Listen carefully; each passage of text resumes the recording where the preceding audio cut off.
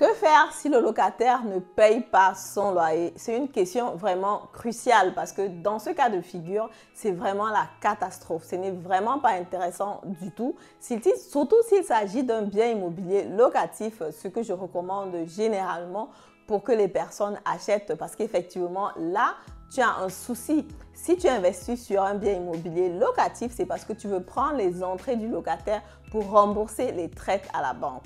Donc du coup, s'il n'y a pas de loyer, c'est la catastrophe. C'est vraiment un problème sérieux. Dans la vidéo d'aujourd'hui, je vais voir avec toi ce que tu peux faire si le locataire ne paye pas ton loyer. De l'autre côté, il faut aussi dire que ça arrive vraiment très rarement. Selon les statistiques en Allemagne, on parle de 3% de mythes nomades. Donc, n'ayez pas forcément peur parce que je pense que toi aussi qui regardes la vidéo, certainement tu as déjà eu à payer ton loyer et que tu continues à payer ton loyer, certainement. C'est le cas pour la majorité des personnes. Mais bon, comme je disais tout à l'heure, selon les statistiques, on a 3% de personnes en Allemagne qui ne payent pas leur loyer. Donc, ça peut quand même arriver, même si le risque est moindre. C'est pour ça que je fais la vidéo d'aujourd'hui pour en parler. Que faire si le locataire ne paye pas son loyer? Je te retrouve après le générique. Reste surtout jusqu'à la fin de la vidéo et dis-moi en commentaire ce que tu en penses.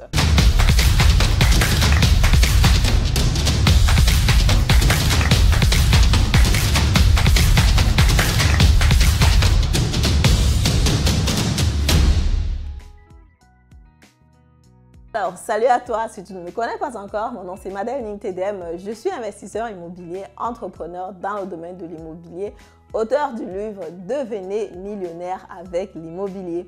J'ai investi en Allemagne, j'ai investi aussi au Cameroun où tu peux séjourner dans nos appartements meublés, Yaoundé, Ahala, on a des studios, on a des appartements et aussi naturellement une équipe charmante pour vous attendre. Si tu veux passer au concret, ce que je te propose concrètement ici en Allemagne, c'est déjà une séance de consultation qui est gratuite, une formation en ligne pour te permettre d'asseoir les bases de l'investissement immobilier. Aussi, je te propose une séance de coaching si tu as vu un bien immobilier dans ta zone et que tu veux investir là-dessus, tu ne sais pas vraiment si tu le fais ou pas.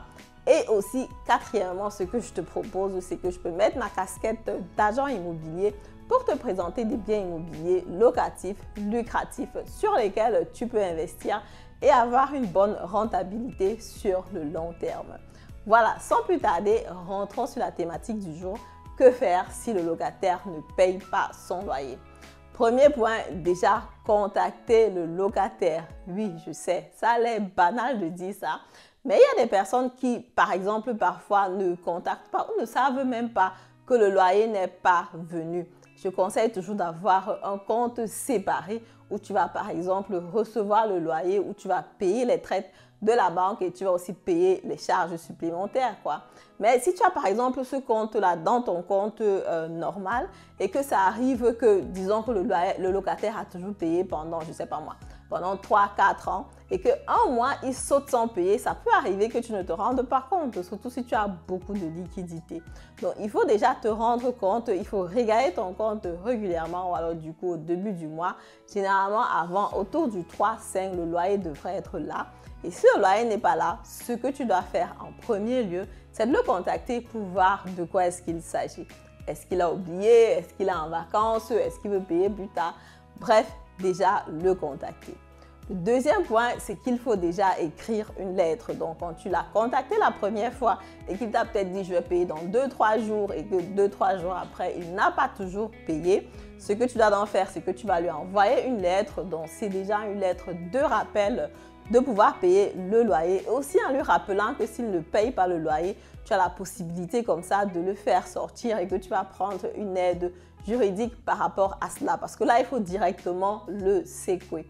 Et directement, soit il va payer 2-3 jours après, c'est que c'est bien, c'est tip top, peut-être s'excuser, dire ok, voilà, j'ai peut-être je travaille sur une période difficile ou peut-être ma femme est partie, peut-être je suis seule dans l'appartement, c'est un peu cher, c'est un peu compliqué. Donc du coup, il va peut-être s'expliquer, mais le plus important, c'est que le loyer soit là. Donc quand le loyer est là, c'est tip top parce qu'effectivement, c'est ce qu'on veut. Mais généralement, quand tu remarques déjà qu'il y a ce genre de comportement, il faut déjà te préparer parce qu'effectivement, comme je dis, on ne sait jamais. Le troisième point, c'est la lettre de rappel avec sommation de pénalité. Donc, supposons que vous avez commencé à discuter le 3 du mois. Donc, tu l'as contacté le 3 du mois, tu dis, OK, le loyer n'est pas encore là, qu'est-ce qui se passe? Bon, si il y avait les jours fériés, naturellement, tu ne vas pas contacter directement le 3.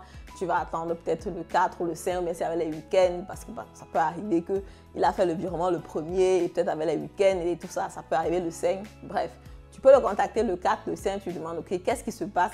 Lui te dit, par exemple, je vire l'argent le 6 ou le 7 ou le 10, je ne sais pas moi quoi.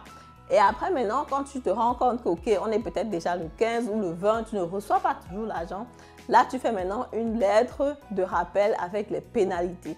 En général, dans le contrat de bail, c'est marqué à l'intérieur ce qu'il y a comme pénalité supplémentaire à payer quand il y a un retard de loyer. Tu te fies naturellement à ça, quoi. Donc, généralement, c'est 5 euros, 10 euros selon les contrats. Mais en moyenne, en général, c'est 5 euros. Et si tu achètes un appartement qui avait déjà un contrat de bail, tu regardes dans ce contrat de bail-là et tu te fies à cela. Donc, du coup, tu envoies déjà une lettre avec les pénalités. Alors, le quatrième point, ce serait comme ça de chercher une aide, de chercher une assistance juridique. Parce qu'effectivement, voilà, tu ne t'y connais pas forcément, quoi. Tu ne sais pas comment faire sortir le locataire d'un appartement, qu'est-ce qu'il faut faire, qu'est-ce qui se passe exactement. Ce que je conseille généralement aux personnes, c'est d'être enregistré sur la plateforme, voilà, sur l'association des propriétaires et locataires, ça s'appelle Haus und Grund. Quand tu es sur cette plateforme-là, bon, sans publicité, je ne gagne rien en disant ça. Quand tu es sur cette plateforme-là, tu as la possibilité comme ça d'avoir les différents contrats de bail qui vont être updatés chaque année selon les nouvelles lois parce qu'effectivement, vous savez que les contrats de bail sont aussi réglementés, raison pour laquelle les contrats de bail sont toujours à durée indéterminée, par exemple. Donc, vu que les contrats de bail sont réglementés, tu as donc la version update chaque année sur Haus und Grund. Là-bas, tu trouves aussi les Vorlagen, les textes pour pouvoir faire Nebenkostenabrechnung. Bref, tout ce dont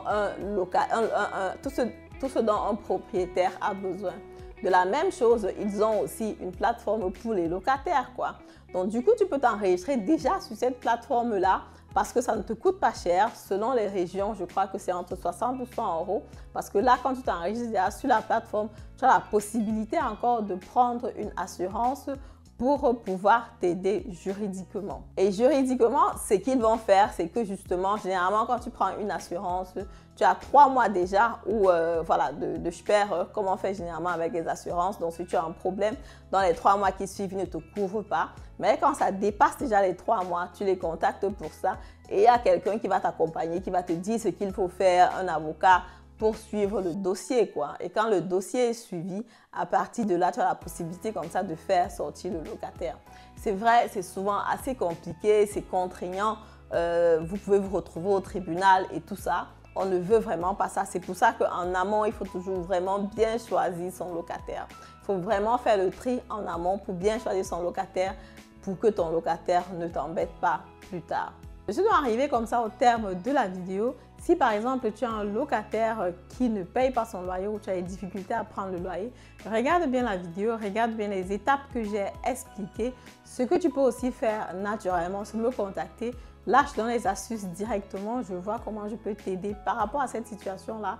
Parce qu'effectivement, dans le cadre familial, c'est vrai qu'on a eu un cas comme ça. Naturellement, on a eu gain de cause par rapport à cela. Donc, ce qui veut dire que le locataire devait payer tous les manquements de loyer et aussi naturellement les frais qu'on a utilisés pour devoir les faire sortir. Mais du coup, en amont, ça coûte quand même assez cher parce que avant que le locataire ne paye, il faut que tu continues à payer les traites à la banque, quoi. Et là, ce n'est pas vraiment intéressant. Ça peut être cher quand même si tu n'as pas de trésorerie. Voilà, c'est ce que je voulais partager comme ça avec vous. Si la vidéo vous a plu, comme d'habitude, je vous invite à mettre un pouce en haut, faire votre commentaire et je vous dis comme ça à très bientôt pour la prochaine vidéo. Au revoir.